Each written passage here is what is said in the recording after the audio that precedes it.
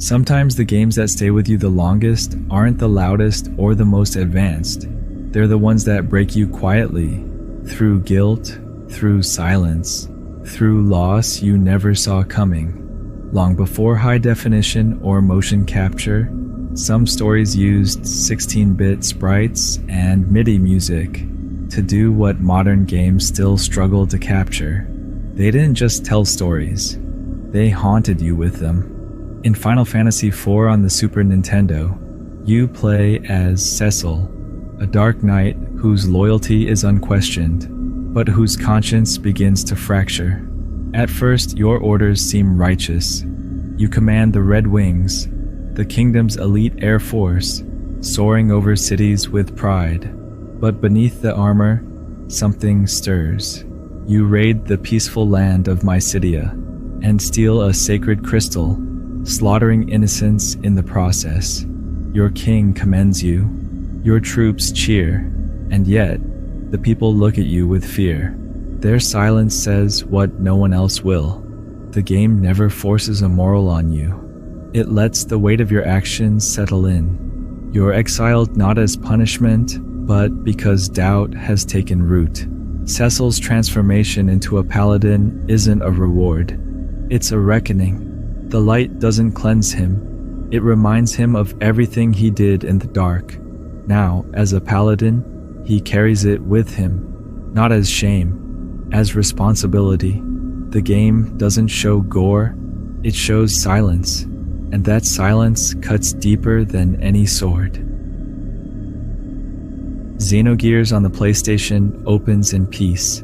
Faye is a quiet artist with no memory of his past, living in a village that accepts him. But when war finds him, he's forced into a mech.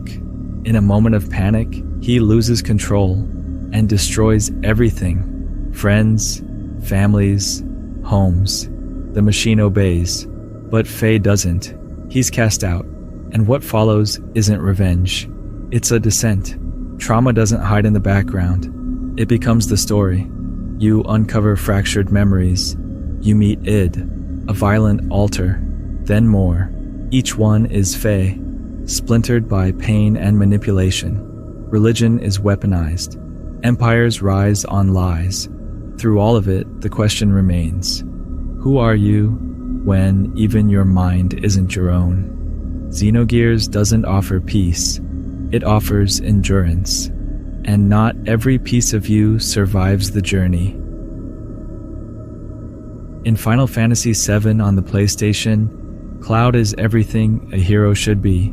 Sharp, capable, unshaken. You believe in him because he believes in himself. But the cracks are there. Misremembered events, unexplained emotions, and then the game breaks you. A key character is taken, without build-up, without warning. There's no rescue. She's just gone. And you don't get to fight for her. You don't even get to scream. The world moves on, but you don't. Cloud begins to spiral. His memories, his identity, they were never his. What you thought was strength was a patchwork of pain. Now you're no longer saving the world. You're trying to hold together what's left of yourself. Chrono Trigger on the Super Nintendo begins with joy. A fair, a girl, a flicker of energy. You leap through time with a band of misfits. The world feels bright until it doesn't. Time isn't a playground, it's a burden. You lose friends, you alter history. You save the future, but erase someone's present. A companion sacrifices themselves. Another vanishes from the timeline. Even the best endings leave someone behind. The game whispers these losses. A name disappears. A room sits empty. The regret isn't told. It's felt. You made the right call, and it still hurts. Because time doesn't return what it takes. It just moves on. Secret of Mana on the Super Nintendo begins like a bedtime story. A boy finds a sword. He's exiled. He makes friends. Together, they journey through forests and sky cities. The music is gentle, the tone warm, but the world starts to change. forests go silent, companions disappear, laughter fades, and one of your allies vanishes permanently.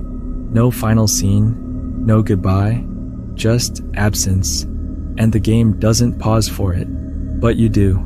The joy is gone, replaced by weight. You keep fighting, but now you know. This was never about winning. It was about holding on to something fragile and watching it slip away. The final battle doesn't feel like victory. It feels like loss, and that loss lingers long after the credits fade. These weren't just games. They didn't ask for attention with shock value or spectacle. They asked for something deeper. Your reflection, your guilt, your heart. They didn't end when you turned them off. They stayed. They still do. And that is what gaming should be.